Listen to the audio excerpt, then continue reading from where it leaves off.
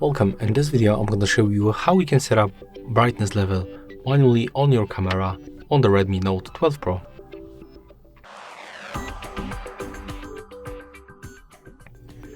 So when you're in the photo mode, for example, you just have to click on the screen,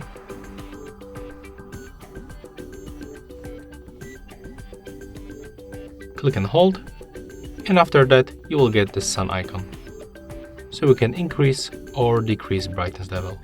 You can also do this manually by tapping twice, and also this sun icon will be visible for you after a few moments, so you don't have to click and hold it. So yeah, that's how it looks, and it also works in the video mode and any other modes on this smartphone. That's all for this video. If you find it helpful, remember to leave a like, comment and subscribe to our channel.